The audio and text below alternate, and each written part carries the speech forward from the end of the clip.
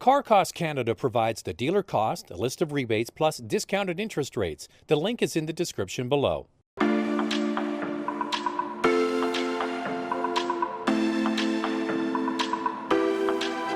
Well, here it is. It's the Mazda 3, but not any Mazda 3, the Mazda 3 with all-wheel drive. And they're selling it with the sedan or the hatchback, the sport model that you see here. If you want all-wheel drive in the Canadian market, you have to buy it with the 2.5-liter engine, which is the engine most people are buying anyway. We'll get into the different trims and packages as we go through the review, but I just want to start out by talking about the new design language. The wheelbase is the same as the last car. Now, Mazda claims this is a new platform, maybe just heavily modified. We'll get into what they've done to make it different, and it is quite noticeable as we go through the review. But on styling, there are main differences now between the sedan and this hatchback. The hatchback and the sedan only have two common parts. That's the hood and the rocker panels down the side. Everything else is different between the two cars. And what they decided to do is really differentiate between the kinds of buyers that are going to go for the sedan and those that want the hatchback. And a big part of that is in the hatch, the C-pillar, that's the metal area between the rear wheel and the rear window, is much bigger than before. They made the rear window a little bit smaller, they moved it forward, and you get that massive area of sheet metal. It's also the widest part of the car, and it looks kind of like an arrow shooting forward. Now, it's up to you to decide whether you like it or not. To me, it's a little bit polarizing, and they kind of wanted that with this car to separate it distinctly from the sedan version. It's one of those things when you see it, you kind of have to think to yourself, do I like it or not? The thing is, when you see it on the road, it certainly has road presence. What you get with this new model, though, you get standard LED headlamps, front and back. It's the nose of the latest Mazda cars that really is quite striking. And the back, you're getting an integrated tail lamp that kind of reminiscent of the CX-5. So you tell me, what do you think of it? Do you like the design or not? Let's get inside. We'll talk about what to me is the real selling point of this vehicle, and that's the interior, and we'll see if it's good in the snow.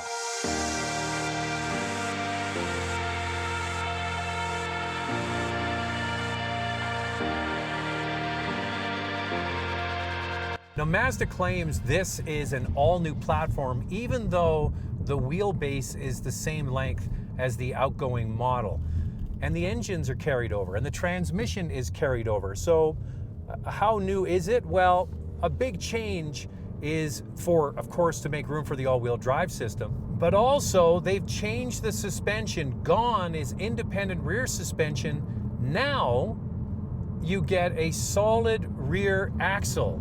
This seems like we're going backwards, but the way they explain it kind of makes sense. And I'll try and give you the abbreviated notes on what their philosophy is. So a multi-link rear suspension in the past had bushings that had more flexibility. So a number of bushings that had leeway and give as you went into corners and braking and all kinds of other forces. So what they've done now is they have a solid beam across the back with only one bushing on either side. And they claim because there's so much less movement now, there's only one bushing that's allowed to move, they have a much more stable and solid platform. And with a much more stable and solid platform, they're able to put on a suspension that can do more of the work, meaning they have a softer tire now and they have more compliance in the tire. And here's the thing, this car now feels like it's just driving, that old saying, driving on rails. We were driving this morning on the highway and the vehicle just felt like it was a gyro. It just kept driving perfectly straight. The other upside is when you get into a corner, when you would initially go into a corner, the rear suspension would start to give a little bit of movement. Then you had to correct in the steering. And what you find now is you come into a corner and you set it up and the vehicle just holds the line. Then you add on technology like the brakes actually grabbing certain wheels going into corners, and then the torque being shifted from wheel to wheel to aid getting through the corner.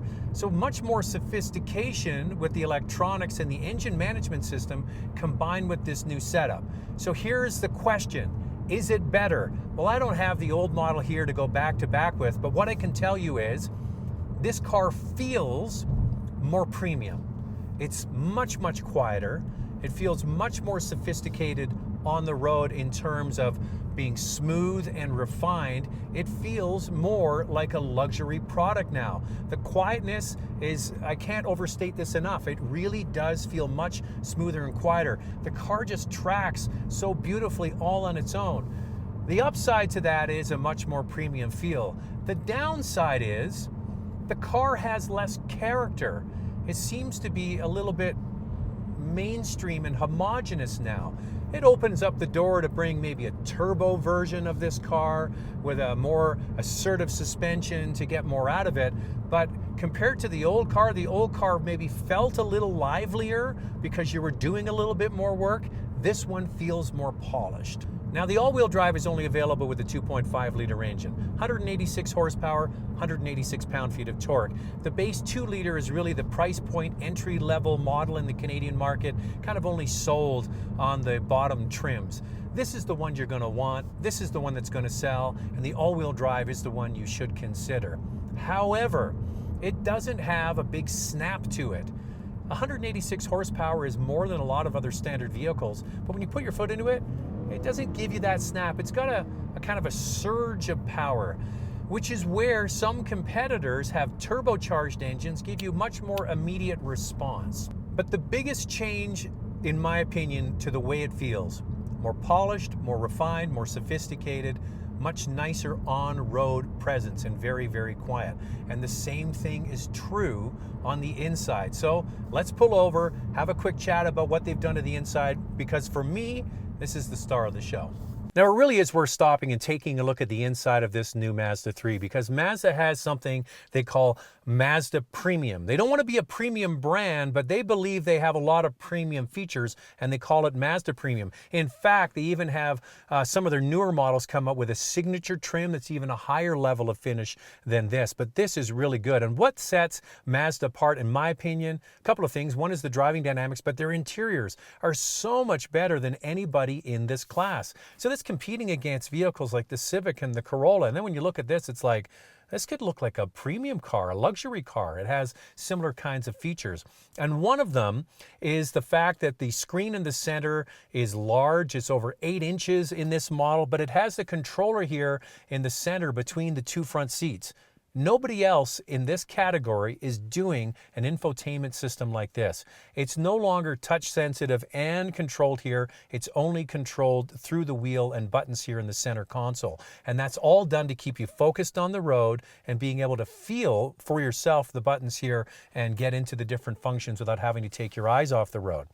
So a bigger wheel now, buttons around it, 8.8-inch screen, nice large graphics, easier to interface with. That's all welcome technology. When you see it in the dash, it looks like it's kind of hidden, but when you're in the driving position, you can see it easily. Even if you were shorter, their screen is really quite visible for you to see. But they have much better switchgear on the steering wheel, tactile feel, nicely finished. It's all really well put together. Combine that with the soft touch materials, the stitching, the red leather you get in this sport trim, soft touch instrument panel, bigger armrest. All of this comes together to give it a premium feel, even though they're not charging a premium price tag. Now, one thing you have to think about, back seat in the Sport model, because it is a totally different shape than the sedan, the windows are smaller, being moved forward, you get that high, what's called belt line. So getting in, the headroom is okay, the legroom is good, and the view out the window is kind of narrow, so that's okay. It's okay for adults, but for little kids, they might not want to sit in the back for long. But that's why they sell a sedan. That's why they sell SUVs. For people that want more room and space, Mazda will give you one of those. So let's finish it up by going on an ice course.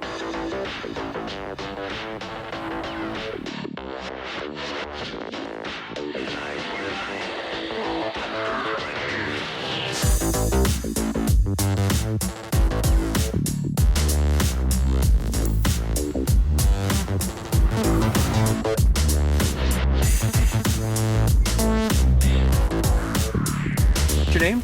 Jeff White. Jeff White, nice to meet you. Nice to meet you too, and we're going to do the left side this time. Okay, so what are we doing? We're doing the winter handling course here, and what car are we in? Mazda 3 all-wheel drive, all-season tire. Can I go for it? Yep, go ahead. So this winter course, you had the guys from the X Games build it, is that true? That is correct. Same thing as also who do the Red Bull jumps. Oh, yeah, the yeah. Bryce Menzies jump. Okay, so what's this simulating? So this is an intersection. So you're gonna have it's simulating cross traffic, and that you're pulling out into cross traffic, showing you just how much throttle that you can apply and still get grip. Anybody ever told you look like Jack Black?